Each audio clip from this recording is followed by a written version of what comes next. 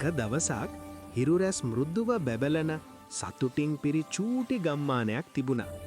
මෙම ගම්මානයේ මිනිස්සු හැමෝම එකිනෙකාට ආදරෙන් එකමුතුවෙන් ජීවත් වුණා. මේ ගම්මානයේ ජීවත් වෙන්නේ සෙනුක කියලා චූටි කොල්ලෙක්.